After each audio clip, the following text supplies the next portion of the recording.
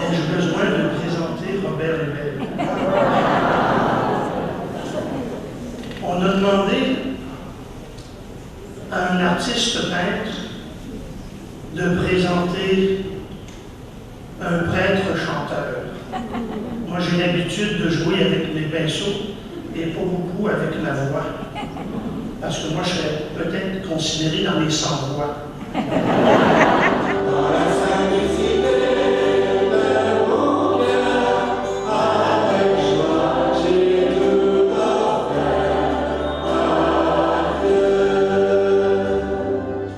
Est-ce qu'il y a une raison pour laquelle le titre de votre nouvel album reprend les mots de Monseigneur Adolphe Proulx? Il n'y en a pas directement, c'est accidentel. En fait, c'est que c'est une expression qui, de loin, fait écho à l'engagement évangélique, hein, d'être une voix pour les sans-voix. Et j'ai compris cette expression-là en lisant beaucoup les écrits des chapitres récents des communautés religieuses impliquées dans cet album et aussi des groupes sociaux impliqués dans cet album.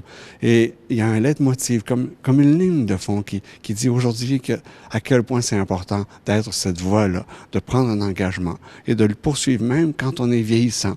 Hein, vous voyez que même dans les communautés vieillissantes, il y a des femmes qui sont extrêmement présentes et des hommes très engagés.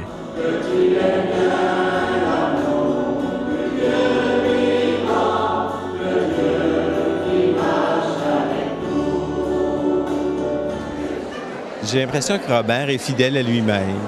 J'ai retrouvé, au fond, à la fois, il a été très écoutant par rapport aux gens qui lui ont fait des commandes. Écoutant, puis il y a une complicité qui s'est établie entre lui et les communautés religieuses, entre aussi la demande qu'il y a eu pour le petit séminaire de Québec. Cette complicité-là, c'est parce que, au fond, il partage la même foi que ceux et celles qui lui ont demandé des choses, mais aussi parce qu'il est capable de dire en mots simples ce que les gens vivent au plus profond d'eux-mêmes, le murmure de Dieu qui est au fond d'eux autres.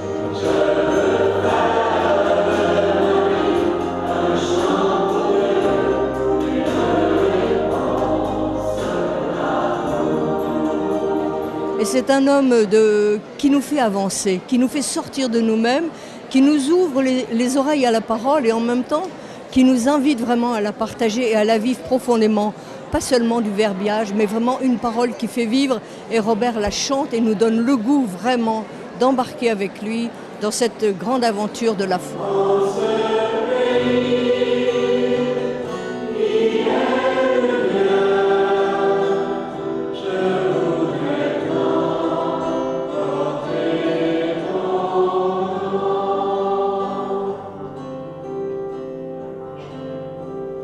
La nouveauté, ce ne sont pas beaucoup les chants, parce qu'il y a beaucoup de chants connus là-dessus. Vous savez, il y a le chant Don de Dieu, il y a le chant Ariawagi, qui ont été des chants connus dans des congrès, mais il y a aussi des chants qui appartiennent à des communautés religieuses, dont la spiritualité est très particulière.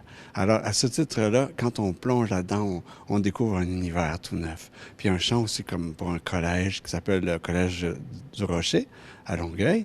Et alors, à travers leur spiritualité aussi, ce collège-là qui veut faire grandir le cœur avec l'esprit. Enfin, pour moi, c'est une manière neuve de dire les choses. Peut-être que les éléments ne sont pas toujours nouveaux, comme l'Évangile n'est pas nouveau en lui-même, mais c'est chaque fois qu'on le vit qu'il devient neuf et beau.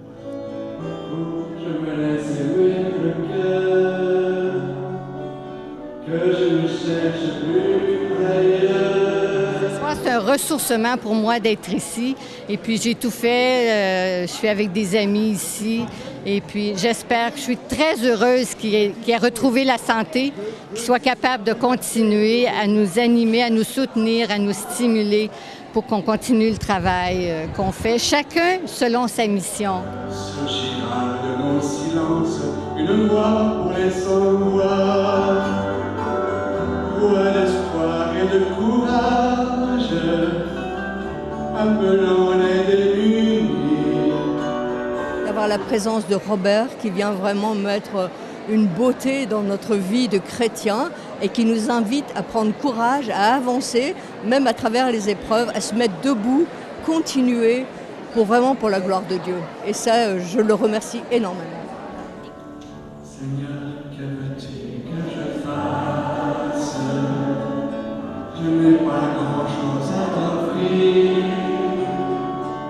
sinon mon unique désir. Il y a des hommes et des femmes qui empruntent l'esprit de l'Évangile, continuent la mission à leur façon. Alors pour moi, c'est une manière de leur dire bravo, merci d'être des géants vivants pour aujourd'hui.